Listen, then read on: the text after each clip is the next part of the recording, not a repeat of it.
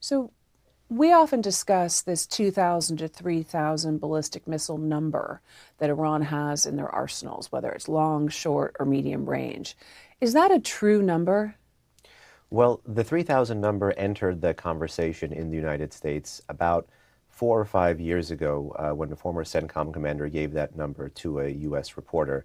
But it would be a fool's errand to think that the Islamic Republic has not been producing more missiles, especially when it's been throwing all of its national resources into production, into procurement, into proliferation. So you wrote the report in 2023 that really signaled, and 2023 was very different on the ground than it is now. You talked about Hamas and Hezbollah and what missiles they had, and the Houthis as well, and what Iran had in 2023. In that report, is it current now? And if not, what has changed and what is the update? So in that report, we draw out the origins, evolutions, and future of Iran's ballistic missile program. Iran's ballistic missile program, both then and now, was quantitatively the biggest ballistic missile program in the Middle East, but qualitatively we forecasted how it would be used and how it would change. And unfortunately, in the past 2-3 years, we've been proven correct that there would be more missile tests, that there would be more missile transfers, and perhaps most dangerously, that there would be more missile use by Iran. And we've seen the first round of talks, the conversation to start another conversation, and the Iranians do not want to talk about ballistic missiles or agree to not produce them or hold on to them. Is that a huge problem, or is that something sidelined? That should be a huge problem and a blaring red light both for the Trump administration as well as for Israel, as well as for the Europeans who could increasingly come within Iranian ballistic missile range. The Iranians for many years have resisted any kind of limitation that could come from the US, the UN Security Council, or elsewhere on their ballistic missile program. They claim to have a voluntary 2,000-kilometer cap on some of their missiles, but they have a space program that helps them get around this. And also in 2019, the Europeans saw that some missiles that the Iranians were producing actually gave them a pathway to intermediate range ballistic missiles. So after 2025, June of 2025, we saw two Iranian incidents with Israel in 2024. Then there was the 12-day war, and then the U.S. military hit the nuclear enrichment sites. Did they hit missiles? Did they take out launchers? Did they in any way cripple or hobble the missile program? The Israelis significantly crippled Iranian domestic ballistic missile production, as well as targeted a whole host of bases that the Islamic Republic was storing missiles at, as well as firing missiles from. But I like to say the missile program is down, but it is nowhere at all out. This regime may be at its weakest point since the 1979 revolution, but it is still lethal. And that ability to both produce, field, and fire ballistic missiles is one reason why. Ayatollah Khamenei warned the U.S. of a regional war if the U.S.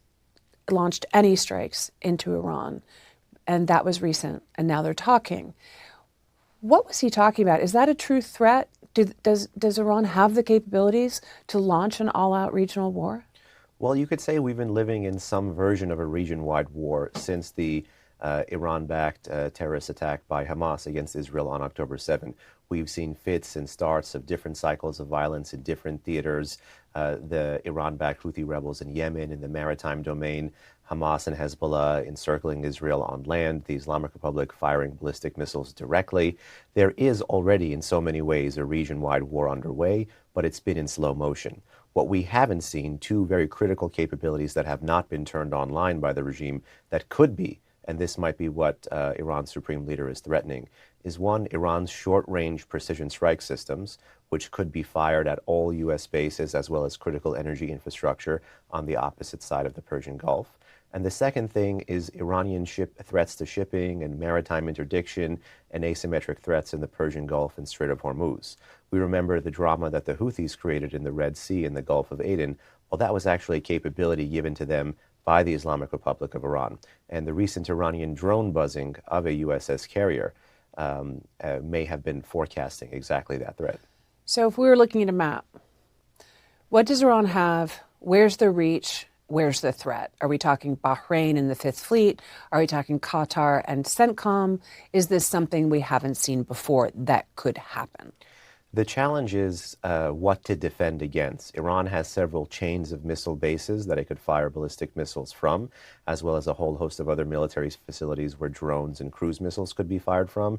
Many of these systems, by the way, are road mobile. But if we're just going to focus on ballistic missiles, they have an arsenal of close-range systems, short-range systems, and medium-range systems. The close-range stuff could target neighboring Iraq and Kuwait. The short-range stuff could target Iraq, Syria, Kuwait, potentially even Jordan, as well as almost all of the southern shores of the Persian Gulf. And the medium-range stuff could go as far afield as Israel, as we saw not once, not twice, but 3 times. Now, we know that Prime Minister Netanyahu has been vocal about the Iranian ballistic threat. Is Israel more worried, and have they been talking to the U.S. about this? I think even before we entered the current debate over the use of force, it seemed like President Trump gave Israeli Prime Minister Netanyahu a green light, or at least a pale green light, to go after Iran's ballistic missiles when Netanyahu came to Mar-a-Lago in late December. I think before the protests began, I think before the crackdown began, I think before the negotiations began, the real blaring red light for Iran policy in 2026 was a matter of when, not if, there would be another Israeli-Iranian missile war. Many experts, including yourself, say that the Iranian regime is at its weakest in its 47-year history. Does that mean it's more deadly? Does that mean we could see airstrikes? And are they going to hold that card and not unless the U.S. does? And if the U.S. does, what would we likely see from Iran? You know, this regime is weak, but it is also quite lethal at the same time. It has the capability to threaten U.S. bases in the Persian Gulf.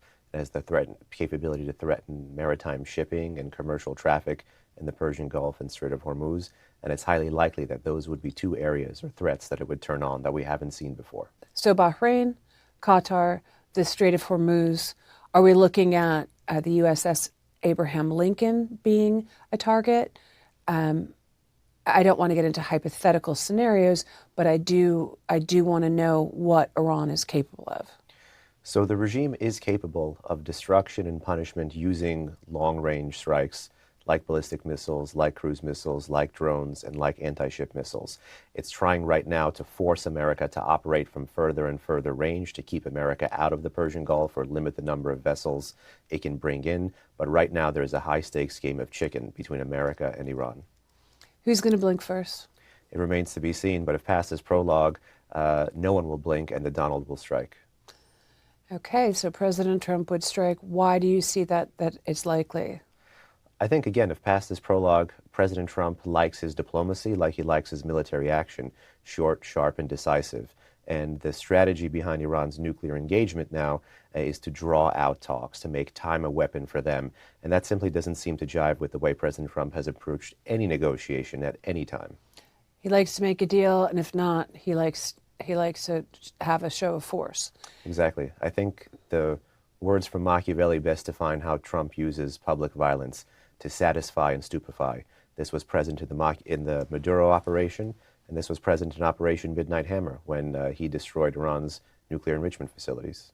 They frame this as nuclear talks. Nuclear talks is a dramatic way to talk about this highly enriched uranium or the uranium enrichment plants. But do you think ballistic missiles and their program is a bigger threat right now? Right now, I do believe that Iran's ballistic missile arsenal is a bigger threat both to U.S. interest and allied security than the nuclear program. But I would also say this, that a nuclear off-ramp to a crisis that we're in because of a humanitarian crisis inside Iran, meaning the crackdown from the state against the street, is actually the biggest short-term challenge for America. There is no way to swerve here. President Trump drew not 1, not 2, but 9 red lines in the month of January, given the brutal crackdown by the Islamic Republic against its own people. As an Iranian American, you're also in touch with activists and you're in touch with Iranians in Iran. What is the current mood and what are people saying? All eyes are on the skies. Certainly they're upset that President Trump is entertaining this diplomatic off-ramp, but many have projected their views, values, and wishes onto him and believed him when he said that help was on the way. So are they willing to endure any kind of airstrikes hoping to effect a change? Anecdotally, one of the most interesting, if not damning things has been to see how a nationalistic population like the Iranians have been so willing to entertain foreign military intervention. That's how desperate the situation has become. They want to see intervention because they are desperate, because there has been massacres in the street. This most recent round of protests is only the latest iteration of this larger movie that we've seen called Iran's national uprising for 10 years, where unarmed protesters again and again and again try to protest not in favor of reform, but to change the system altogether. You were recently named in an Iranian report saying that you are the one, and some of your colleagues, telling President Trump to strike. Can you tell me a little about that? Is it a threat to you? Is it in any way true? Well, we take our personal safety very seriously here at FDD in Washington, D.C. Unfortunately, in 2019, our organization was sanctioned as a terrorist organization by the Iranian Foreign Ministry, so that certainly does send some chills. But I have to say, as a first-generation Iranian American, it is a badge of honor at the same time. What was the report that you saw last night? A website linked to Iran's most important security institution, which is the Supreme National Security Council, pointed a finger at me, a colleague, and another friend at a different organization for, quote-unquote, filling the void and producing propaganda as it relates to Iranian threats to try to get President Trump to strike.